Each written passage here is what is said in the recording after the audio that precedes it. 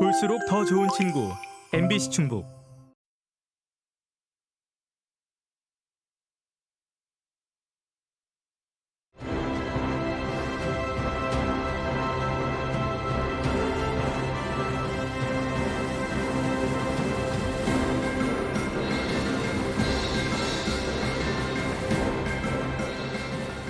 네, 시청자 여러분 안녕하십니까? 제22대 국회의원 선거 청주시 청원구 선거구 후보자 토론회 오늘 진행을 맡은 아나운서 구본상입니다.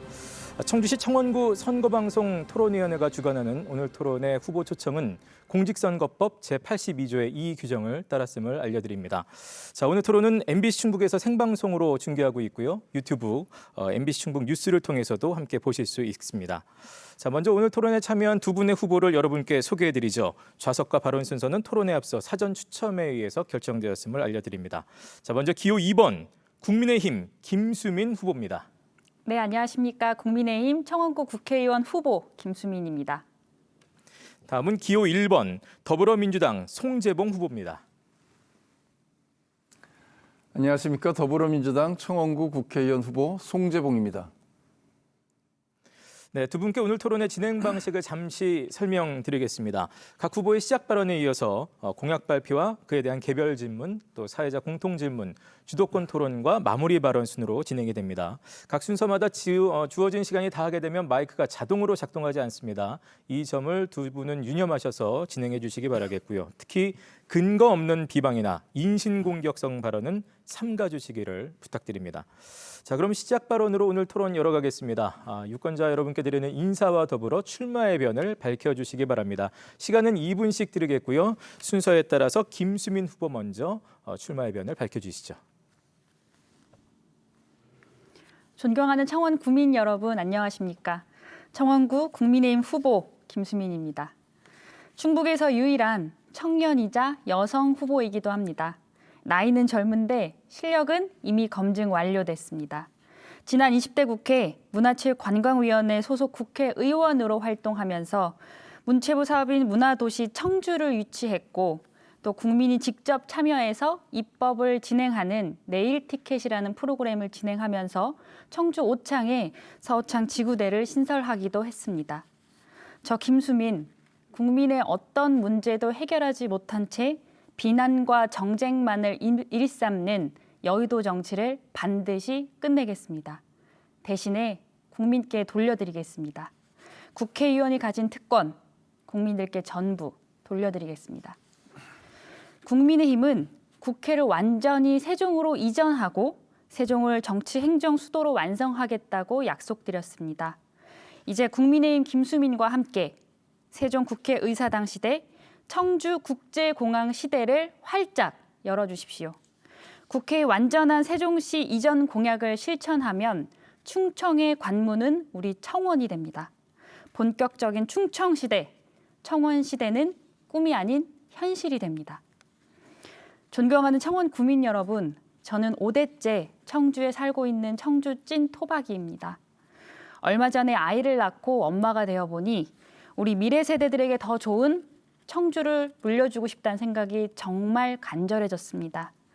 30년 전이나 30년 후나 이곳에 발붙이고 살 사람, 저 김수민, 청원 구민들에게 출근해서 일할 수 있도록 반드시 도와주십시오. 청주가 키운 김수민, 아이 낳고 살기 좋은 청원구를 반드시 만들겠습니다. 감사합니다. 네, 다음은 계속해서 송재봉 후보의 시작 발언을 듣겠습니다. 사랑하고 존경하는 청원 구민 여러분, 그리고 청주 시민 여러분, 안녕하십니까? 더불어민주당 청원구 국회의원 후보 송재봉입니다. 정말 대한민국이 위기입니다. 고물가, 고금리, 여기에 대해 고환율까지 경제 위기가 심각해지고 서민의 삶이 무너지고 있습니다. 그러나 윤석열 정부는 절박한 민생 문제에 대해서 아무런 대책도 마련하지 못하는 무능함만 보여주고 있습니다. 민생을 챙길 시간에 오히려 사회 갈등만 야기하고 있습니다. 카이스트 졸업생의 정당한 목소리를 입틀막하더니 검찰 수사권을 이용해서 야당 탄압에만 골몰해왔습니다. 의대 정원 확대는 대화와 타협 없이 밀어붙이기로만 일관하다가 의료 대란을 야기하고 있습니다. 아파서 병원에 가야 할 환자와 가족들의 걱정이 이만저만이 아닙니다. 여기에 부자 감세와 대안 없는 긴축 정책으로 지역 경제도 무너지고 있습니다. 조선시대에도 나라에 흉년이 들면 국가의 곳간을 풀어서 우선 국민을 먹여 살린다고 했는데 이 정권은 어찌된 일인지 이 경제위기 상황에서도 국민을 돌볼 생각을 하지 않고 국민에게 각자 도생만을 강요하고 있는 것이 현실입니다. 국민의 삶을 살피지 않는 것이죠. 그러면서 수도권을 비대화시키는 서울 확대 정책, 국회를 이전하고 여의도를 개발해서 수도권 집중을 가속시키는 정책, 첨단 산업과 반도체 산업도 수도권에만 몰아주기를 하고 있습니다. 이래서는 지역이 균형 있게 발전할 수 없습니다. 윤석열 정권을 제대로 이제는 심판하고 국가 균형 발전으로 정책 기조를 바꿀 수 있도록 저 송지봉에게 이럴 기회를 주십시오. 제가 꼭 나서서 견제할 건 견제하고 지역의 목소리는 제대로 내겠습니다. 네, 잘 들었습니다. 자, 이번에는 계속해서 후보들의 공약을 들어보도록 하겠습니다. 각 후보의 주요 공약을 듣고 서로 간의 개별 질문을 통해서 상호 검증하는 순서가 되겠는데요. 한 후보께서 2분 동안 공약을 발표하면 상대 후보가 그에 대해서 1분 동안 질문을 하고 또 그에 대해 답변을 2분 동안 하시는 방식으로 진행이 됩니다. 그리고 마찬가지 보충 질문과 보충 답변의 기회가 한 번 더 주어집니다.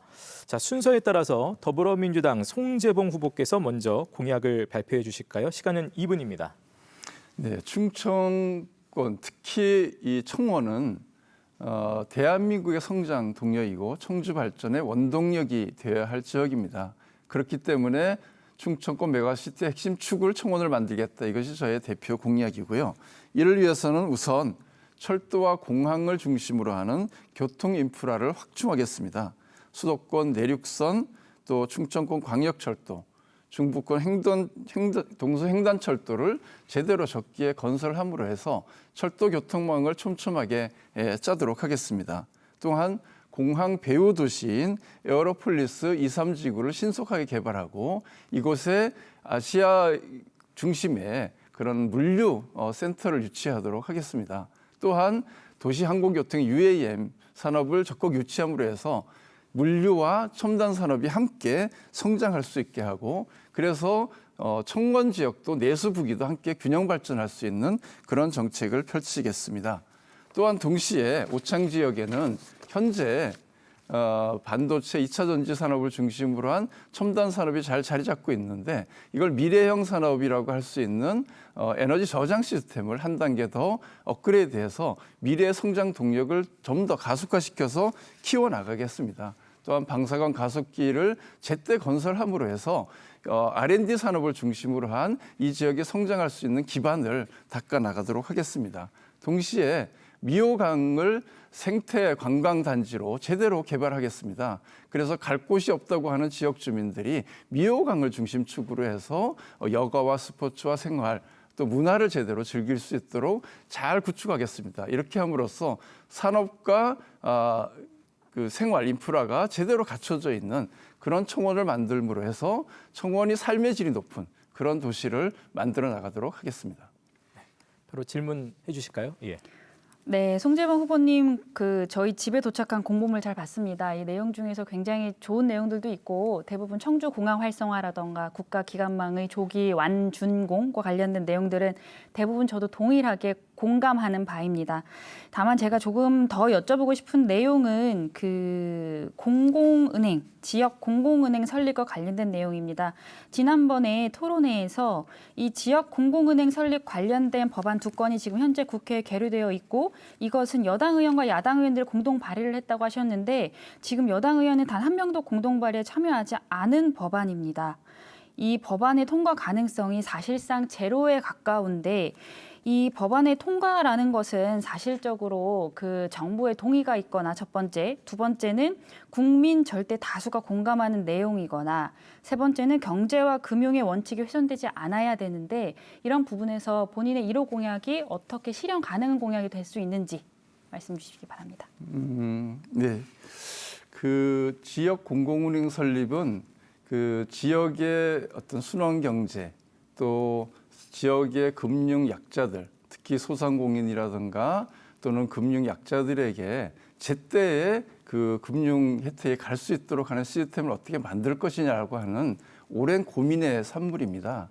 그런데 이것을 그 지방은행을 설립하려고 할 경우에는 막대한 그런 이 투자 비용이 있기 때문에 현실성이 매우 낮습니다. 그래서 충청권에 그 은행을 설립하자 이렇게 했을 때도 진행이 안 되고 있거든요.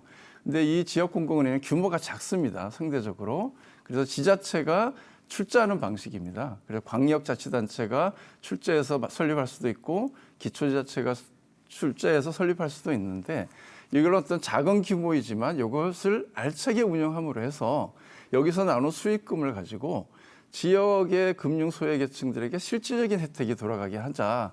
이런 것이 이제 기본 취지이다. 그래서 방향이 저는 올바르면 그 방향에 맞게 대안을 만드는 것이다. 이렇게 생각을 하거든요. 근데 지금까지 그 미국이라든가 해외에서도 잘 운영한 경우에는 지역 경제 활성화에 특히 지방 소멸 위기 지역의 경우도 이것을 통해서 금융의 어떤 선순환 구조를 일정하게 만들어내므로 해서 일자리도 만들 수 있고요. 또 소상공인들에게 실질적인 혜택이 가게 함으로 해서 어려운 분들에게 도움이 되는 은행이 된다. 그런 면에서 꼭 이거를 만들어야 됩니다. 그래서 지방 소멸 위기 시대에 지역민들에게 있어서의 어떤 자립적인 지역 경제가 발전할 수 있는 토양이 된다. 이런 면에서 꼭 필요한 사업이다. 이렇게 생각을 하고 있습니다. 답변 다 하셨습니까? 네. 예. 바로 이어서 질문 다시 해주실까요? 꼭 만드셔야 된다니까 제가 조금 더 걱정이 돼서 다시 한번 질문을 드리겠습니다. 이 통과 가능성을 어떻게 보시는지 다시 한번 말씀해 주시고요. 이 본인이 만드시겠다고 하는 특별 법안에 따르면 이게 은행법상 규제를 받지 않습니다. 이 내용이라면 지도 감독을 지자체장이 하는 것인데 이 지자체장이 이 부분과 관련돼서 자체 감독위원회를 구성하게 되면 이 감독위원회에 시민단체라던가 이익단체가 포함이 되기 때문에 어쩔 수 없이 필수적으로 부정부패가 나오게 됩니다. 그리고 방금 말씀하신 것처럼 금융선순환 구조를 만들겠다라고 하는데 이게 저리정책이라던가 대출 조건 완화 등을 시행하면 수익금이 날 수가 없기 때문에 경영상 어려움이 되고 이 경영상 어려움이라는 거는 바로 즉각적으로 지자체의 재정을 위협하게 됩니다. 이 부분에 대한 대답해 주시고요. 그리고 해외 사례에서 잘 운영되고 있다고 하셨는데 제가 본 결과 지금 여러 주립은행이 미국에 설립됐지만 살아남은 게 딱 한 곳입니다. 이 부분에 관련된 의견 주십시오. 일단 관리 감독에 대한 문제는 그래서 여기에서도 이제 법안 내용을 보시면 알겠지만 공적 관리 시스템을 그래서 만들도록 돼 있죠. 그래서 공적인 어떤 위원회를 구성함으로 해서 그 위원회가 이 대출이라든가 여러 가지 어떤 은행 전반 운영에 대한 사업을 관리 감독할 수 있도록 하고 그렇게 하기 때문에 일방적으로 부패가 생길 것이다 이렇게 하는 것은 기우일 가능성이 높다 이렇게 저는 기본적으로 생각을 하고 있고요. 그리고 질문 내용이 뭐예요? 통과 가능성 말씀하셨죠? 통과 가능성은 현재도 법안 발의에 참석한 분들이 꽤 여러 명이 있습니다. 그만큼 이 필요성에 대해서 공감대가 있고요. 특히 지역의 순환 경제라고 하는 지역 자금의 역외 유출을 방지하면서 지역의 자립 경제 시스템을 구축해 나가려고 고민하는 분들이 오래전부터 이걸 제안하고 요구해 왔던 그런 사업입니다. 그렇기 때문에 이와 동의하는 분들의 어떤 적극적인 지지가 현재 있고 또 새롭게 구성될 국회에는 저와 같은 생각을 가진 분들이 훨씬 더 저는 늘어날 것으로 예상을 하고 있습니다. 그러면 이런 여러 국회의원들과 협의를 해서 실효성 있는 대책으로 가야 된다 이렇게 생각을 하고 있고요. 운영에 있어서의 지금의 시중은행의 경우는 운행의 수익금을 오히려 고객에게 100% 돌리지를 못하거든요. 그러다 보니까 수익금이 역외로 유출되는 문제가 생기는데 이 공공은행은 수익이 아주 크지는 않지만 이익이 나는 수익금이 있으면 그걸 지역민들에게 재투자하고 지역민에게 혜택을 돌리는 방식이기 때문에 시민들에게 특히 어려운 금융 약자들에게 실질적인 도움이 되는 정책이다. 그런 면에서 필요성과 가능성이 높다 이렇게 보고 있습니다. 네. 자, 이번에는 국민의힘 김수민 후보의 공약을 듣고 이에 대한 질문 답변 이어가겠습니다. 먼저 역시 공약 발표 2분 드리겠습니다. 국회의사당 세종 이전 드디어 충청시대가 열립니다. 청주 공항을 활성화해서 미래 세대의 100년 먹거리를 만들어내는 일을 저 김수민의 정치적 소명으로 삼겠습니다. 이를 위해서 청주 공항 일대를 새로운 신경제생활권 조성의 축으로 삼겠습니다. 역세권을 개발하고 오창 테크노폴리스 그리고 오창 네오 테크노밸리 138만 평을 신속히 경제 자유구역으로 확대하겠습니다. 제가 국회에 들어가게 된다면 청주국제공항 경제권 개발 그리고 지원에 관련된 특별법을 저 김수민의 1호 법안으로 발의하겠습니다. 두 번째는 교통의 허브입니다. 우리 청주는 누구나 편하게 다가올 수 있는 곳이어야 합니다. 그래야만이 우리 청주가 지닌 가능성이 진정으로 꽃피울 수 있습니다. 이를 위해서 대전, 세종, 청주 공항을 잇는 충청권 광역철도를 연내에 빠르게 착수하겠습니다. 그리고 교통 정체 만성구역인 무심동로 오창 IC 조기 준공하겠습니다. 저 김수민, 아이들의 교육에 진심입니다. 우리 청원구에서 국제교육 표준인 국제바칼로레아 시범 도입하겠습니다. 그리고 기업형 바이오 헬스케어 특목고 설립을 추진하는 동시에 지역 인재 전형 비율을 60% 이상 높이겠습니다. 네 번째, 우리 지역에는 소각장과 매립장이 굉장히 많습니다. 지금 소각장이 있는 오창 등 인근 주민들이 소각장과 질병의 연관성을 입증하지 않더라도 특정 호흡질환과 암 등 소각장과 관련이 있는 질병이라 할 때 입원비, 치료비, 간병비 등의 의료 혜택을 전액 지원할 수 있도록 법안 발의하겠습니다. 청주공항 소음 피해 보상금 확대하겠습니다. 마지막으로 산업용 방사관 가속기 외 의료용 방사관 가속기 3기 빠르게 도입하겠습니다. 일 해봤고 일할 줄 아는 저 김수민이 빠르게 실천하겠습니다. 네, 자, 이 공약에 대한 질문 듣겠습니다. 송재봉 후보, 시작해 주실까요? 그 김수민 후보의 그 공약을 쭉 보다 보니까 그 충청권 광역철도 네. 와 관련돼서 그 이제 민자 유치 방식이잖아요. 그렇게 추진을 하겠다. 이렇게 그 얼마 전에 그 한동훈 비대위원장이 와서도 발표를 했고 김수민 후보도 아마 거기에 동의를 하시는 것 같더라고요. 근데 이제 이 민자유치 방식이 보기에 따라서는 신속하게 뭐가 잘 될 것 같지만 지금까지 보면은 민자유치의 사업이 수익성을 보장해 줘야 되는 문제가 발생합니다. 그래서 수익성 보장 때문에 애초에는 작게 드는 것 같지만 결과적으로는 국민의 세금이 엄청 많이 들어가는 경우가 있고 그 수익성 보장을 해주지 않으면 사실은 이 민간 기업이 투자를 하지 않는 문제가 있습니다. 그래서 잘못하다 보면은 이게 그냥 말만 무성하고 무산될 우려가 있다 이런 걱정도 하는데 어떻게 생각하십니까? 제 공보물과 그 송재봉 후보님 공보물의 차이는 우리 청주 공항을 중심으로 한 기간 도로 교통망에 대한 구체적인 플랜을 적어놓은 것입니다. 그 부분에서 굉장히 차이점이 있지요. 방금 송재봉 후보님께서 말씀 주신 그 국가 산업과 관련돼서는 크게 두 가지가 있습니다. 국가가 투자하는 재정사업 그리고 민간이 투자하는 민자사업. 지금 예를 들어서 중부고속도로 확장이 지금 필요한 상황인데요. 중부고속도로 이제 증평까지 가는 그 도로가 지금까지 20년 동안 개통이 되지 않고 있습니다. 확장이 되지 않고 있습니다. 지금 4차선에서 6차선으로 늘어나야 되는데 말씀 주신 것처럼 민자에서는 수익성이 안 나기 때문에 국비로 보존을 해야 됩니다. 그런데 그 부분이 이제 우리 충청권 국회의원들의 이제 우선순위, 정책 우선순위에 올라가 있지 못했고 또한 충청권 국회의원들의 정치력이 다른 시도의 국회의원들에 비해서 다소 떨어지는 부분들이 이제까지 있었습니다. 20년 동안 국회의원으로 우리 지역을 맡았던 국회의원도 하지 못했던 일입니다.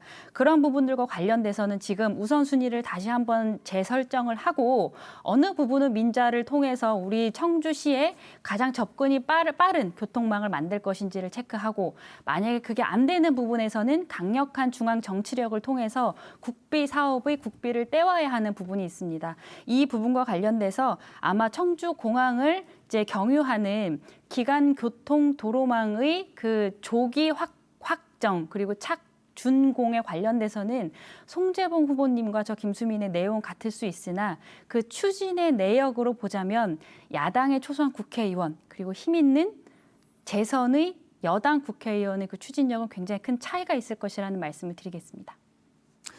그래서 이제 제 질문에 사실 답변을 정확하게는 안 하신 것 같거든요. 그래서 제일 문제가 그러니까 이게 민자유치 사업으로 할 경우에 당장은 이게 빨리 될 것 같지만 사실은 그 민자유치에 대해서 수익성 보장 문제 때문에 그리고 그 수익성을 보장해 주게 되면 그 천문학적인 비용을 국가나 그 지자체에서 부담을 해야 되는 문제가 생기거든요.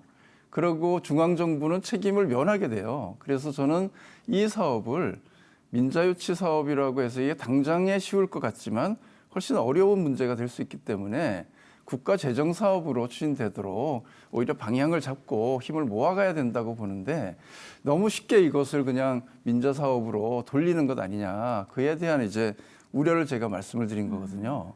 근데 그에 대한 답변을 정확하게 안 하신 것 같거든요.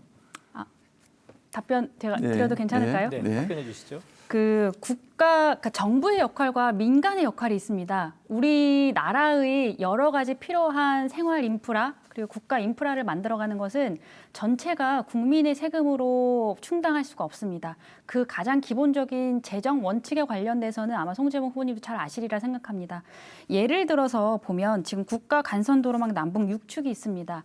이 남북 6축의 전체 구간 중에서 진천과 영동, 이 충북선에 해당하는 진천과 영동은 이미 민자 사업을 하기로 확정이 나 있습니다. 이것은 민자가 충분히 공사를 들어가서 수익이 날 수 있다고 판단을 한 것인데요. 이런 부분들 결정이 완료됐으면 정부가 빨리 허가를 내서 추진이 가능하도록 해줘야 됩니다. 그런 부분에서 정부가 민간과 함께 협력해서 정부가 가지고 있는 이제 부족한 세원들을 민간과 같이 콜라보를 해서 주민들이 아니면 국민들께서 가장 편하게 누릴 수 있는 인프라를 조기 착공하는 것이 정치인들과 행정가들이 할 몫입니다.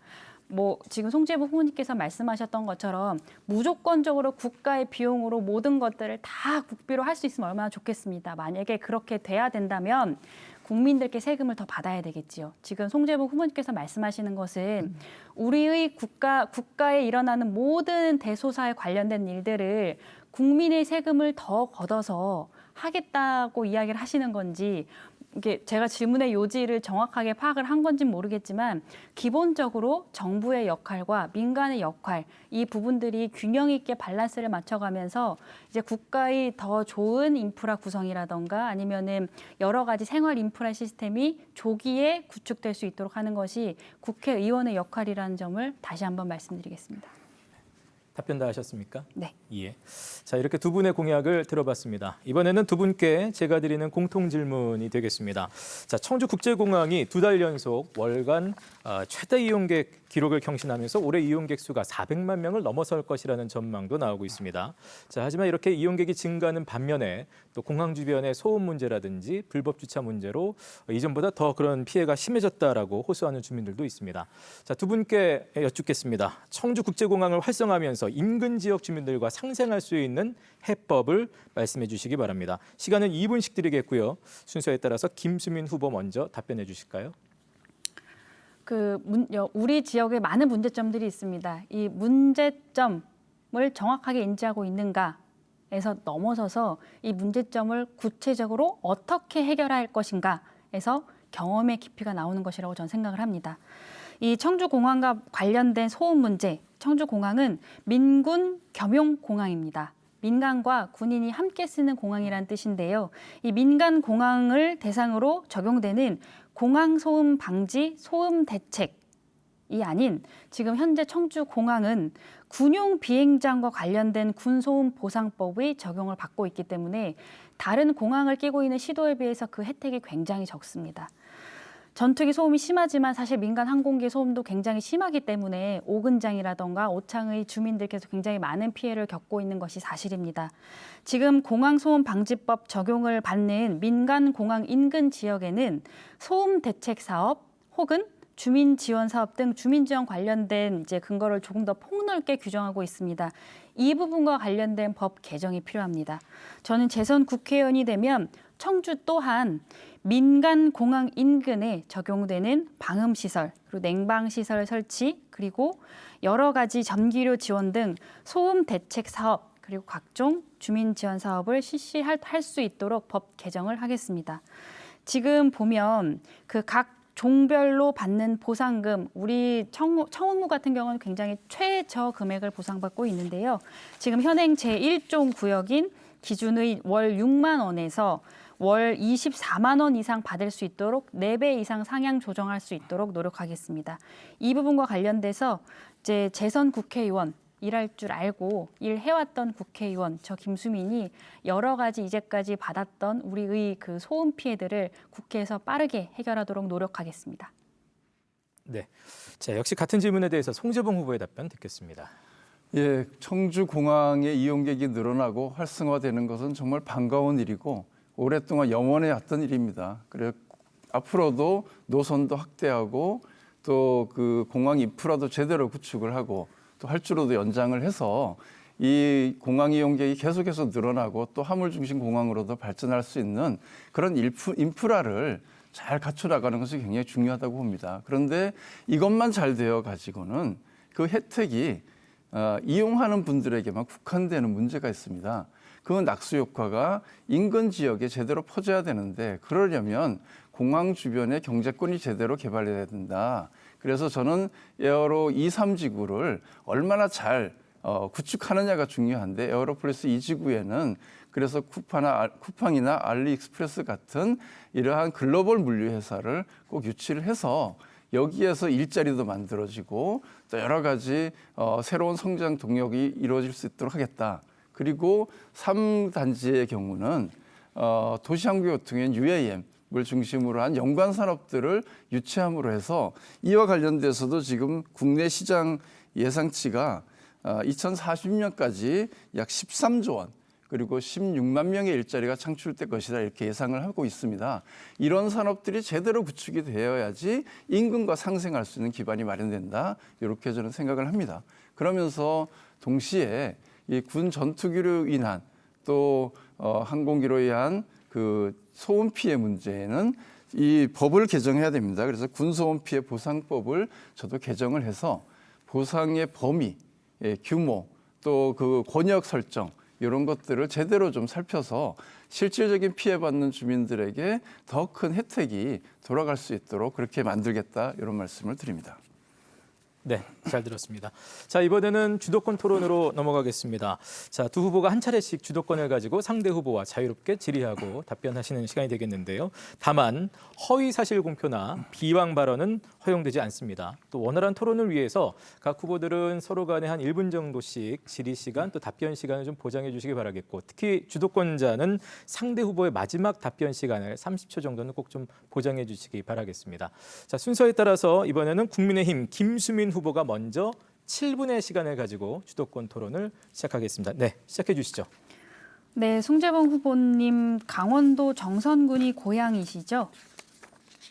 네, 그렇습니다. 네, 고향에 자주 가시나요? 자주 못 가고 있습니다.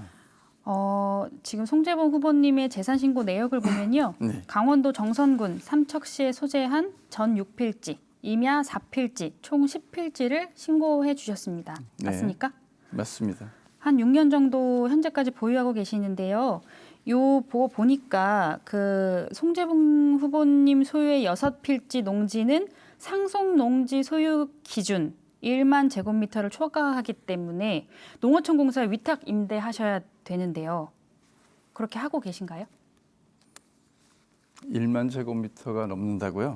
1만 제곱미터를 초과하기 때문에 지금 농어촌공사 위탁 임대하셔야 소유가 가능하거든요. 그 법은 알고 계실 거라고 생각을 하고 여쭤보는 겁니다. 제가 알기로는요. 그것은 이제 일반적인 농지를 소유했을 경우에는 그렇고 상속 농지는 예외인 것으로 알고 있습니다. 그리고 여기는 전체가 다 상속 농지입니다. 그래서 저는 예외로 알고 있습니다. 제가 상속 농지의 소유 요건을 말씀드린 것입니다. 네, 저희가 확인한 당시에는 네. 상속 재산의 경우는 예외로 알고 있습니다. 그러면 추가로 여쭤볼게요. 제가 확인한 바로는 그 한 필지 정도만 지금 농어촌공사 위탁 임대 중이신 걸로 확인이 됩니다. 나머지는 지금 농어촌공사 위탁 임대 신청을 하지 않으신 것으로 보이는데요. 아마 이게 맞습니까? 가보시면 아시겠지만 거기가 실제로 농사를 지을 수 없는 땅들이고 이미 다 산입니다. 그러니까 산으로 되어 있어서 농사가 불가능합니다. 그래서 그거는 아마 직접 확인을 해보시면 그것이 예전에 아마 화전을 일구면서 그 만들어졌던 산 중턱에 있는 그 임야와 같은 산들이기 때문에 현실적으로 농사를 지을 수가 없습니다. 지금 농지 관리는 그럼 어떻게 하고 계신 거예요? 그 농지 관리가 안 돼요. 산이 돼 있다니까 이미 산 속에 이게 지금 있는 땅들이 대부분이기 때문에 그냥 산이 돼 있습니다. 지금 상속받으신 게 네. 산이라고 이야기를 하시는데 용도는 농지라고 되어 있거든요. 용도는 농지인데 과거에 화전을 읽어서 아니요, 그 내용은 제가 만들어진 충분히 산이기 알고 있는데요. 때문에, 지금 예, 현재 이 땅의 용도는 농지입니다. 맞죠? 예, 농지인데 네, 농사를 농지인데요. 지을 수 없는 땅입니다. 농사를 지을 수 없는 땅임에도 지금 현재 농지라고 등록이 되어 있어요. 근데 법에는요. 이게 좀 그 정확한 대답을 제가 듣고 싶습니다. 임대를 하시는 건지, 자기 경작을 하시는 건지, 아니면 휴경 중이신 건지. 그 땅 중에 그 농사를 짓고 있는 땅은 없습니다. 왜냐하면 대부분 다 산으로 돼 있어서 농사를 지을 수 없는 그런 이제 상황이기 때문에 그래서 아마 제가 알기로는 뭐 임대를 하거나 이런 건 불가능한 것으로 알고 있습니다. 그리고 약 1,000평 정도만 그 이제 밭으로 현재 사용하고 있어서 그것은 아마 그 우리 가족들이 같이 운영을 하고 있어서 그 제가 알기로는 그 분야에 대해서는 임대를 준 걸로 알고 있습니다. 네, 저도 그렇게 알고 있는데 네. 지금 중요한 것은요. 1만 제곱미터 이하의 농지를 무단 휴경할 경우에는 농지 처분 의무 대상이에요. 근데 농사를 짓지도 않으시고 자주 가지도 않으시고 뭐 임대차 계약서도 등록하지 않으시고 이 부분이 이제 명백한 법 위반에 해당되시거든요. 그거는 좀 한번 확인해 따져봐야 보실 될 수 것 있으실까요? 같고요. 제가 알기로는 그 상속재산의 경우는 예외로 알고 있습니다. 네, 한번 확인해 주시길 네, 바랍니다. 네, 네. 그리고 재산 내역 다시 보니까 에코프로 7주 보유하고 계시더라고요. 네. 그죠? 그리고 에코프로뿐만이 아니고 삼성전자 주식을 318주나 보유하고 계십니다. 네. 네, 송재무 후보님 제가 블로그를 잠깐 들어가 봤는데 대기업에게는 투자, 사람에게는 낭비라는 선동적인 구호를 써놓으셨습니다. 근데 본인은 정작 삼성전자 주식을 보유하고 대기업에 투자를 하고 계시단 말이에요. 겉으로는 대기업에 대한 지원을 굉장히 비판하시면서 내심으로는 우리나라 대표 대기업 삼성전자 주식이 오르기를 바라는 이율 배반 언행에 대해서 누군가가 물어본다면 어떻게 대답하시겠어요? 그 대기업에 대한 지원은 투자이고 서민에 대한 지원은 낭비다라고 생각한다. 이것은 기재부가 예산을 편성하고 지원하는 기준이 그만큼 그 서민들의 어떤 삶에 대해서 관심이 부족하다. 특히 사람에 대한 투자에 대한 관심이 작다. 이것을 제가 지적한 것이죠. 그래서 이것은 대기업을 뭐 투자하지 말라거나 지원하지 말라 이런 의미가 아니죠. 그걸 그렇게 곡해하시면 안 되고 대기업에 투자하는 것에 비례해서 바로 이런 사람에 대한 투자. 특히 네. 우리나라는 사실 자원이 없잖아요. 그래서 사람에 대한 투자를 통해서만 성장해 나라이기 때문에 그 사람이 성장하고 사람들이 행복하게 살아갈 수 있는 여러 가지 기반에 대해서 이제는 국가가 우선순위를 가지고 더 투자를 해야 된다. 이것을 강조한 것인데 알겠습니다. 그것을 그렇게 저는 네. 왜곡하시는 건 좀 과하다 이렇게 생각을 합니다. 후보님, 그 민주당의 지금 양문석 부동산 사건 잘 알고 계시죠? 네, 알고 있습니다. 네. 그 사실 일반인들은 쉽게 접근이 불가능한 굉장히 고급 정보들을 국회의원이 되면 얻게 됩니다. 그렇기 때문에 이 정보들을 사적 활용해서 본인의 이득을 취하는 부정 축제를 하지 않을까 이런 우려 때문에 사실상 국회의원 혹은 고위 공무원에 관련된 도덕관념, 윤리관념이 업무 능력만큼이나 굉장히 주요한 잣대가 되는 것이거든요. 근데 보니까 이재명 대표께서 이 찐명이라고 불리우는 양문석에 대한 여러 입장이 없으세요. 그래서 제가 대신 여쭤보고 싶습니다. 송재범 후보는 이에 대해서 어떻게 생각하십니까? 제가 알기로는 아마 윤리감찰을 지시한 것으로 알고 있고요. 제가 봐도 뭐 현재 보도된 내용으로 보면은 적절하게 행동한 것 같지는 않다라는 생각을 하고 있습니다. 네. 그 양문석 후보뿐만이 아니고 양부남 후보 증여세 대납했고 공영훈 후보는 부동산 투기와 결합한 증여를 했습니다. 이게 사실 전 정부에서 부동산 투기 전쟁 벌였었는데 여러 가지 시간이 다 된 것 지점에서요. 같습니다. 네, 여러 가지 지점에서 사실 본인들이 지향하고자 하는 것과 굉장히 반대로 행동하는 것에 대해서 사람들이 어떻게 생각할지 한번 생각해 보신 적 있으신가요? 네. 7분의 시간이 다 됐습니다. 시간 관리는 제가 합니다. 자, 바로 이어서 더불어민주당 송재봉 후보가 역시 주도권을 가지고 7분의 토론을 이끌어 가시겠습니다. 네, 시작해 주시죠. 예, 김수민 후보 제가 알기로 1호 공약으로 발표했던 것이 청주 특례시 승격을 위해서 네. 청주 증평을 통합하겠다 이렇게 발표를 하셨던 걸로 기억을 하고 제가 그래서 이 공약 후퇴 아니냐 이랬더니 상당히 발끈하셨던 적이 있어요. 그런 거 아니다 이렇게 주장을 하셨는데 그래서 제가 공보물을 좀 자세히 봤는데 이 공보물에 아예 실지는 않으셨더라고요.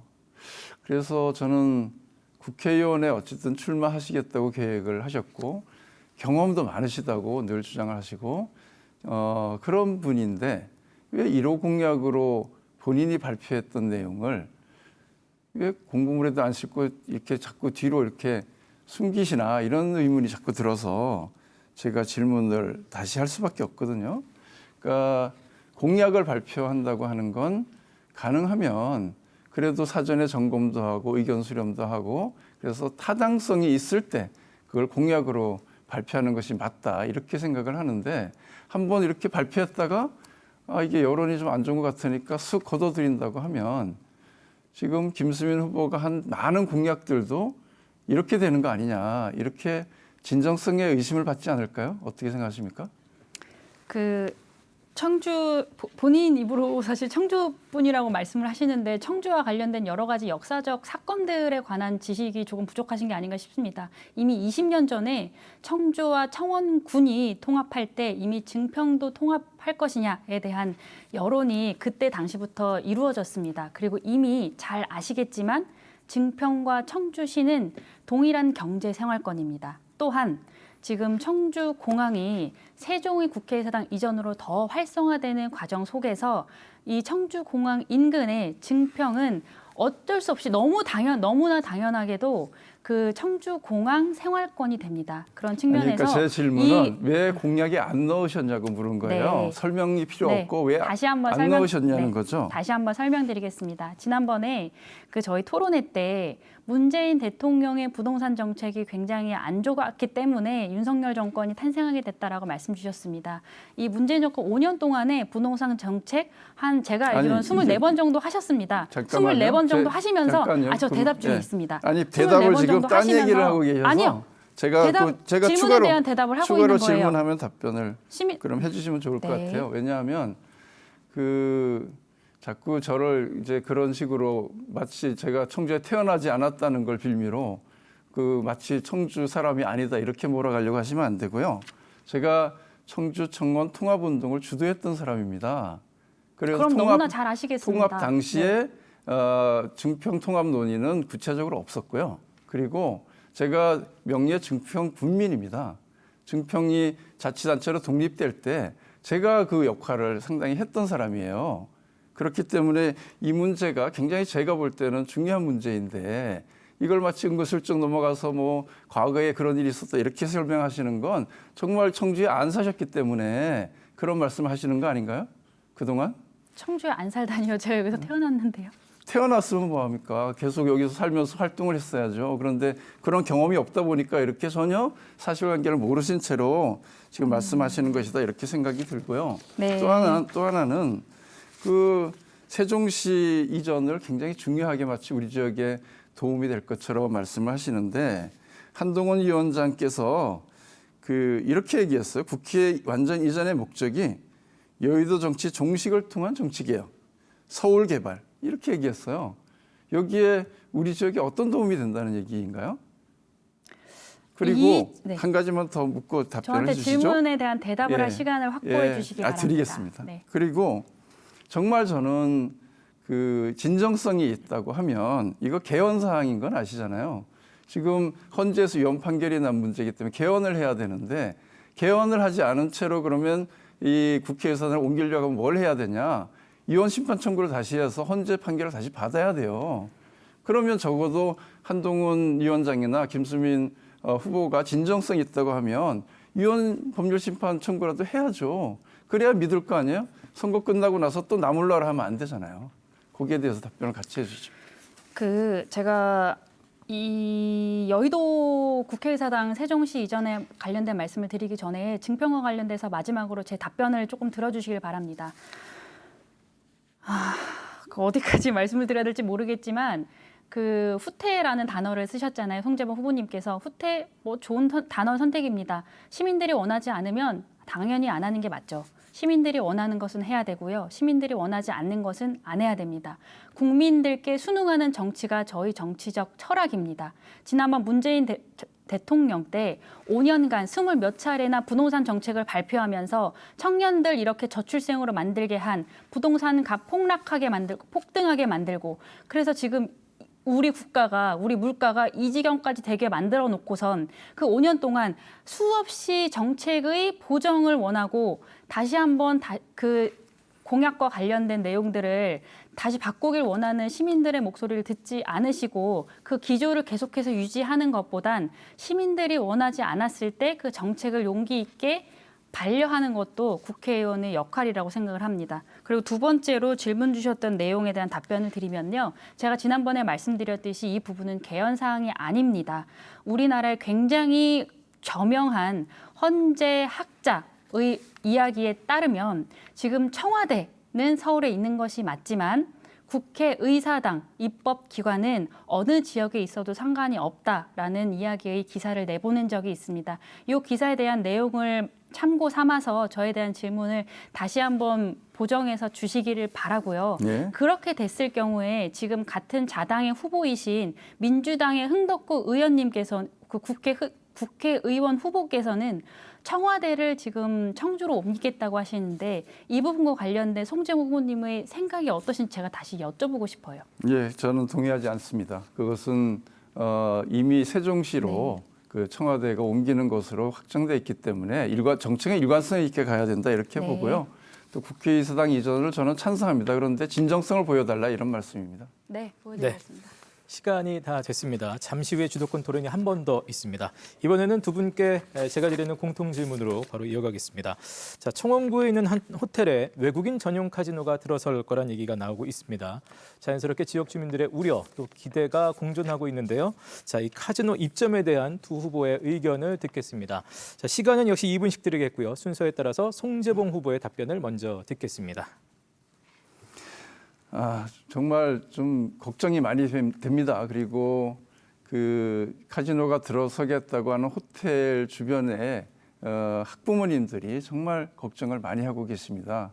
이 카지노가 들어오게 될 경우에 아이들의 교육 환경에 심각한 문제가 발생할 것이다라고 하는 우려 때문에 저도 함께 회의에도 참석하고 또 기자회견에도 가서 함께 또 그 힘을 실어드리기 위해서 노력을 했었습니다. 저는 그 지역에서 그 시민단체 일을 오랫동안 하면서 우리 지역이야말로 대형 도박 산업이 없는 도박 청정 도시가 돼야 된다 이런 소신을 가지고 있습니다. 그래서 지금까지도 꾸준히 화상 경마장이라든가 경기장이라든가 이런 도박 시설이 들어올 때마다 시민들과 함께 그것을 막아냈던 그런 경험을 가지고 있습니다. 그래서 이번에도 지역민들과 함께 카지노 입점을 꼭 막을 수 있도록 최선의 노력을 다하겠다 이렇게 약속을 드리고요.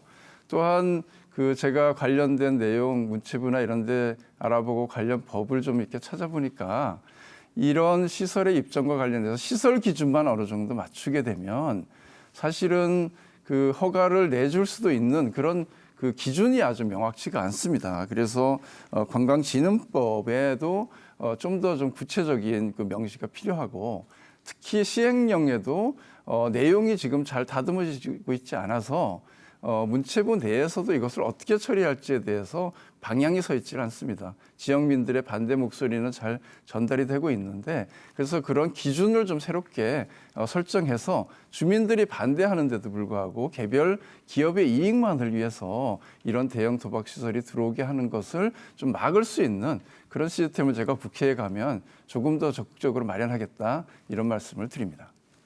네. 역시 같은 질문에 대해서 이번에는 김수민 후보의 답변을 생각을 들어보겠습니다.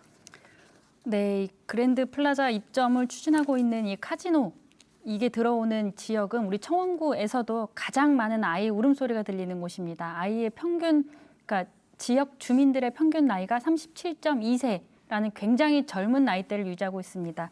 특히나 이 그랜드 플라자라는 호텔의 인근에는 학교가 7개나 됩니다. 이렇기 때문에 사실상 가장 반대 의 명분이 굉장히 쓰는 포인트는 교육에 부정적 영향을 끼치지 않을까라는 주민들의 우려입니다. 지금 영업장 이전 관련 인허가 절차를 보면 두 가지입니다. 첫 번째, 청주시청의 영업장 건축물 용도 변경 인허가. 두 번째는 문체부 허가사항. 이 중에서 영업장 변경 허가 과정을 거쳐야 합니다.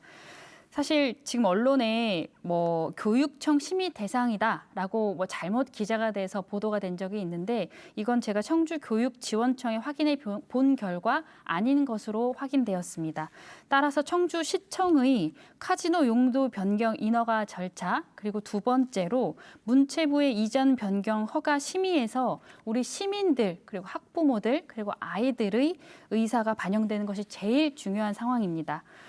지금 문체부 허가 심의 과정 속에서 이런 교육 여건이라던가 주거 환경 등에 대한 심의를 해야 된다는 구체적인 명분의 규정이 없기 때문에 이 부분과 관련된 앞으로의 그 굉장한 논쟁이 예상이 됩니다. 이 과정 속에서 주민의 반대 의사가 허가 심의 과정 속에서 충분히 반영될 수 있도록 정치력을 발휘해야 된다고 생각을 합니다. 저는 청주시의 인허가 과정에서부터 문체부 최종 허가 심의 과정까지 시민들의 의사가 빠짐없이 반영될 수 있도록 적극 노력하겠습니다. 네, 자 이렇게 두 분의 생각을 들어봤습니다. 자 이번에는 두 번째 주도권 토론으로 이어가겠습니다. 자 이번 주도권 토론 역시 앞선 주도권 토론과 방식 또 주어지는 시간이 다 같습니다. 근거 없는 허위 사실 공표 또 비방 발언은 꼭 금해 주시길 바라겠고요. 이번엔 순서에 따라서 더불어민주당 송재봉 후보 먼저 주도권을 가지고 7분의 시간 사용하시겠습니다. 예.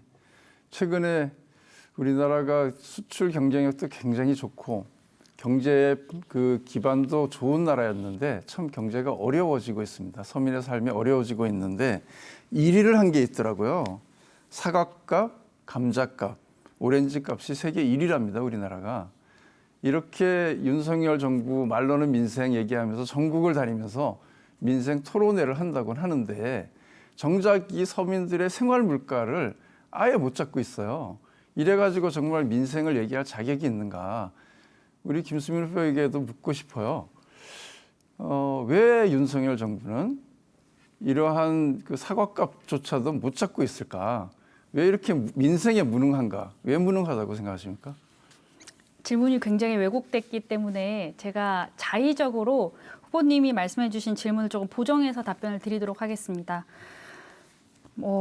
이 정부에 대한 평가는 양 당에서 굉장히 다른 것 같습니다. 제가 아는 정보에 의하면 문재인 대통령 임기 동안에 나라비 400조 늘리셨죠? 그리고 청년 실업률 잡겠다고 단기 일자리 많이 만들어 놓으셨잖아요. 질문에 대한 답을 하시죠. 5년간에 네, 답변 드리고 있습니다. 이미 5년간에 그 청년 실업률이 일을, 굉장히 많이 늘었습니다.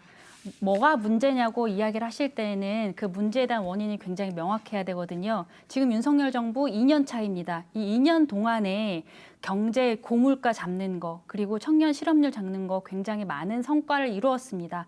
이 부분과 관련해서 반드시 당연히 부족한 부분 있겠죠. 그렇지만 이 2년간 해야 했던 일들은 지난 정부에서 무리하게 정책을 추진하면서 국민들에게 오롯이 피해가 돌아갔던 부분들을 다시 한번 돌리는 과정이었다는 것을 말씀드리고 싶습니다.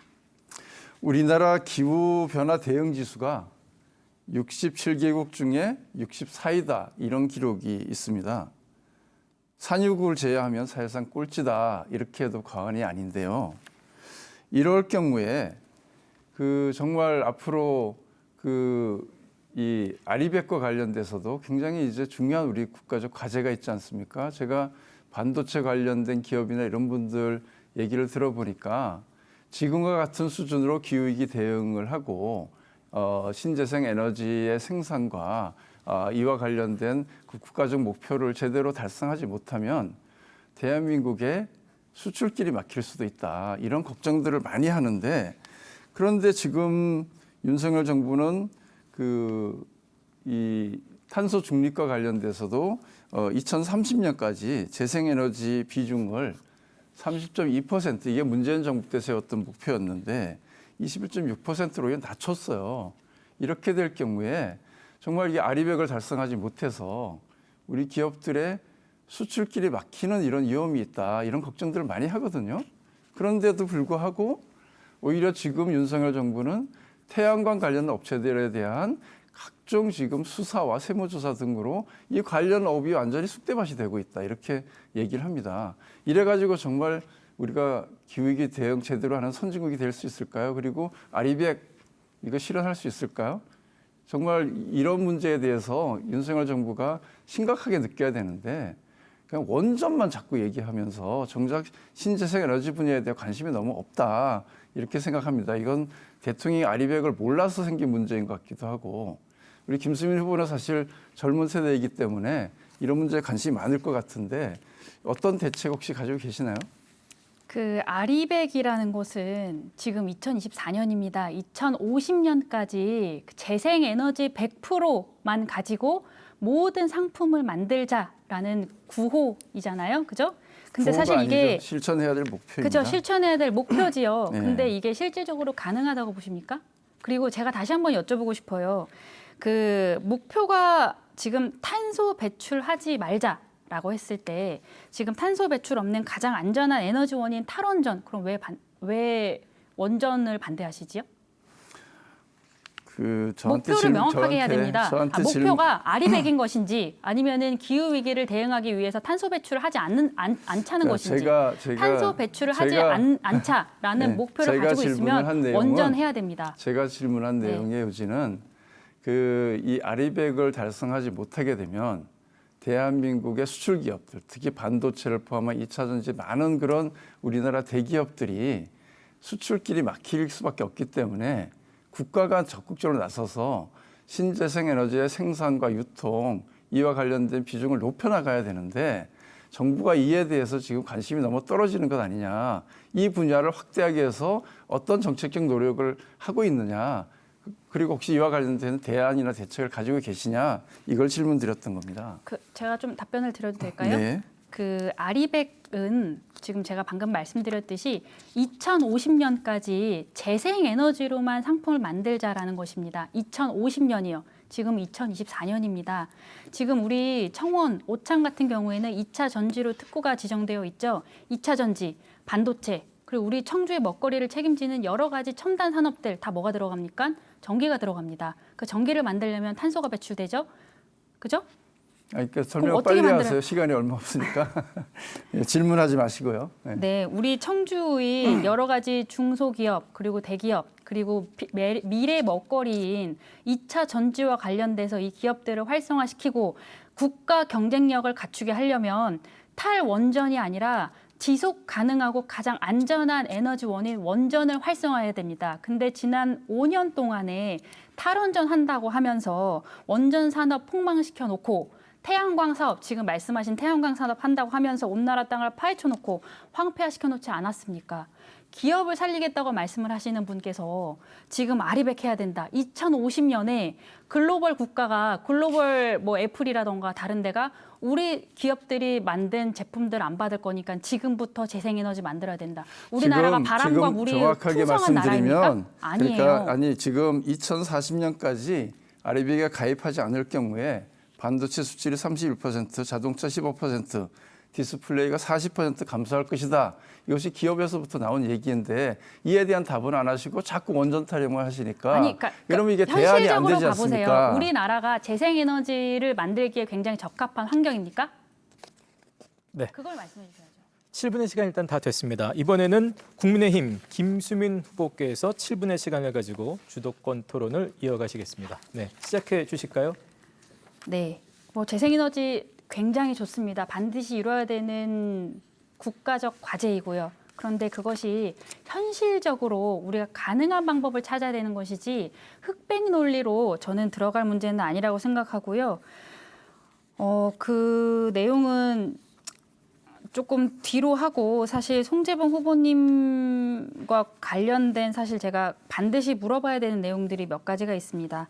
안보관과 관련된 질문을 조금 드리고 싶습니다. 송재봉 후보님 전과가 있으십니다. 1990년도에 국가보안법, 폭력행위법, 화염병 사용으로 징역을 받으셨고요. 91년도에는 또다시 국가안보법 위반으로 징역을 받으셨습니다. 그 이유가 국가 전복을 목적으로 한 이적 단체를 구성한 것이 맞습니까? 그 당시에 그 시절이 전두환 노태우 군사 독재 정권 시절이었습니다. 그래서 그 많은 그 시절에 적어도 우리의 국가의 미래를 걱정하는 청년들이라고 하면 당연히 반독재 민주화운동에 앞장서서 싸웠죠. 후보님, 반독재 민주화 운동이 아니라 후보님께서 만드신 거는 북한의 방식에 의거해서 통일을 실현하는 것을 강령으로 하는 이적 단체를 구성하신 거잖아요. 그래서 그 지난번에도 제가 한번 설명을 드렸는데 그 과정에서 국군 기무사와 경찰의 합동 작전에 의해서 이적 단체가 만들어졌죠.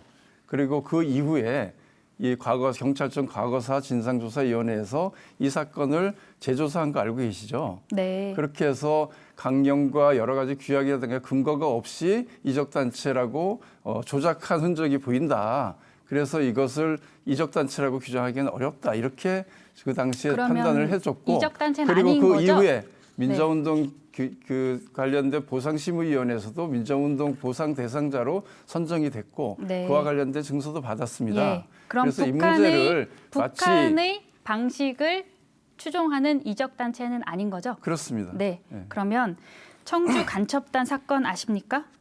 무슨 사건이요? 청주 간첩단 사건이요. 예, 알고 있습니다. 네. 충북 동지회 국가보안법 위반 사건이라고 불리우는데 네. 사실 여기서 활동했던 이제 청주에서 활동했던 간첩단이거든요. 4명 정도 계세요. 근데 이분 중에 한 분이 그 문재인 당시 민주당 대통령 후보 위원회에서 충북 지역 노동 특보로 임명돼서 활동했습니다. 그런 송 적이 있나요? 후보님께서 제가 여쭤보고 싶은 부분은 네. 북한은 우리 대한민국의 주적입니까? 주적이 아닙니까? 지금은 주적이죠. 네, 국가보안법 폐지돼야 된다고 생각하시나요?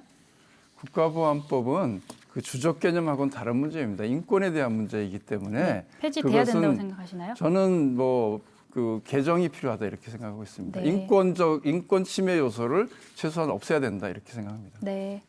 지난번에 저희가 토론할 때요. 네. 그 내일 채움 공제 4천억, 청년 일자리 지원 장려금 2,800억 정부가 네. 삭감했다. 네. 정부가 뭐 대책이 없다. 이런 식으로 말씀하셨잖아요. 네. 그죠?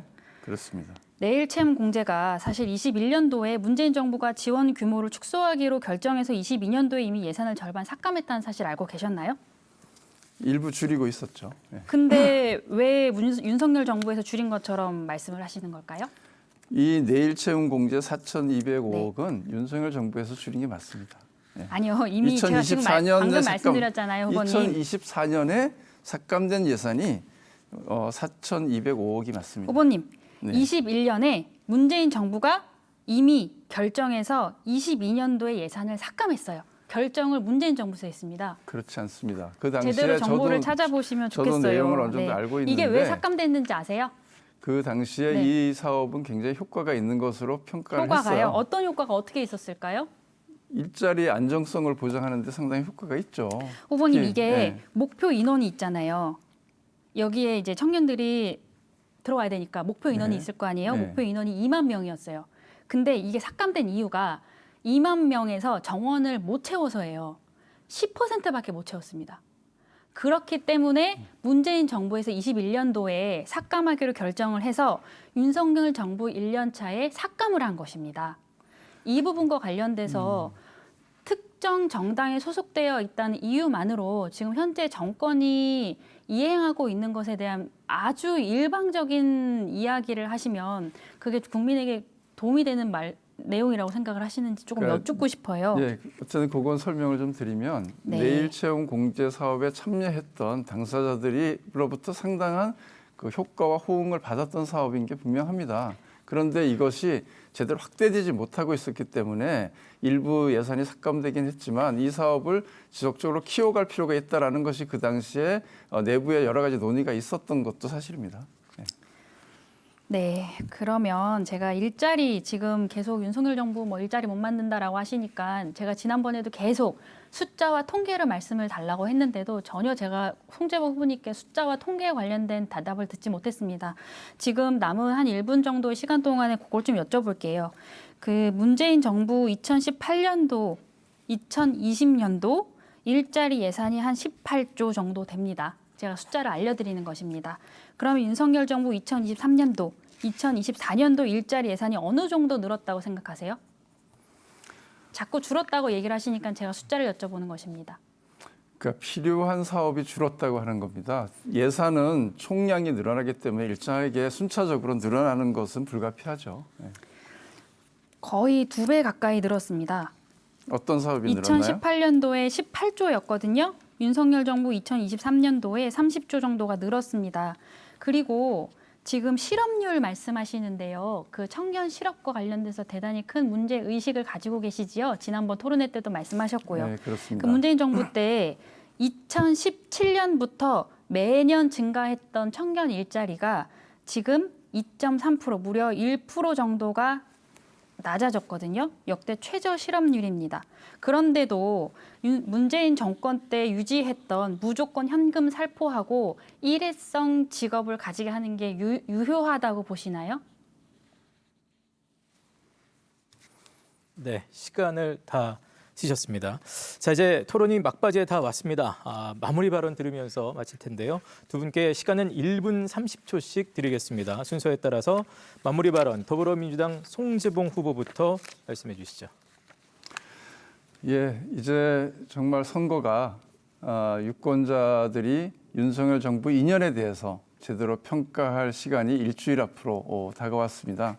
지난 윤석열 정권에 대해서 정말 이대로 가는 것이 좋겠다라고 생각하시는 분이 별로 없으신 것 같습니다. 정말 심각하다, 문제가 많다, 이제는 바꿔야 한다 이렇게 말씀을 하십니다.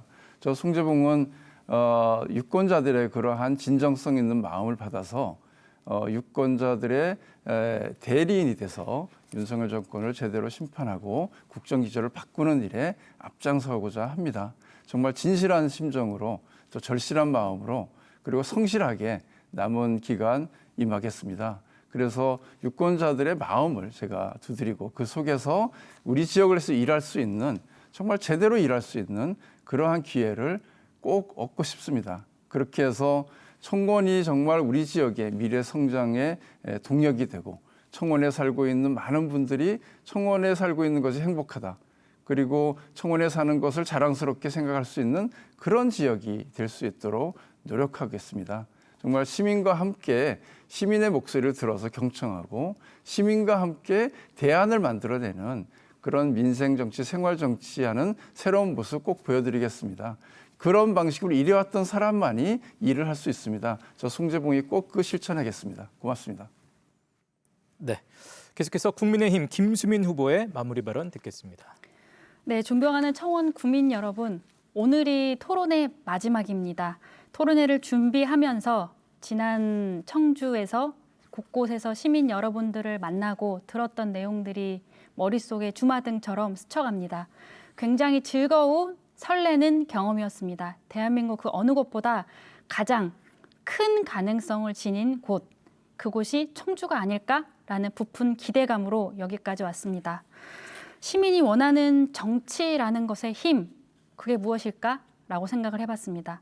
시민들이 원하는 정치는 비난이 아닌 정책을 만드는 힘, 그리고 약속이 아닌 실천하는 힘, 국민 위가 아니라 국민 옆에 나란히 서는 힘, 그런 게 진짜 시민들께서 원하시는 정치가 가진 힘이 아닐까라고 생각해 보았습니다. 정치 개혁의 완성으로 이제까지 말씀드렸던 내용들 실천하겠습니다. 새로운 충청 시대를 열겠습니다.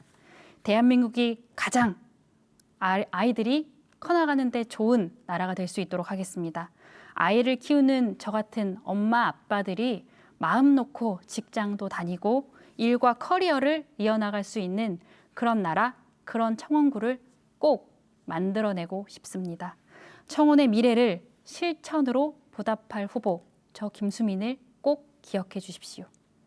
네, 감사합니다. 자, 이렇게 해서 모든 순서가 끝났습니다. 오늘 토론 함께해 주신 두 후보께 깊은 감사의 말씀드립니다. 고맙습니다. 자, 오늘 방송은 중앙선거방송 토론위원회 홈페이지 그리고 유튜브 중앙선거방송 토론위원회, 중앙선거관리위원회 또 MBC 충북 뉴스를 통해서 다시 보실 수 있습니다. 자, 내일은 제천시 단양군 후보자 토론회로 함께합니다. 역시 오후 5시 10분부터 생중계됩니다. 많은 분들의 관심 바라겠습니다. 자, 이상으로 청주시 청원구 선거방송 토론위원회가 주관한 청주시 청원구 선거구 후보자 토론회를 모두 마치겠습니다. 시청해주신 여러분 고맙습니다.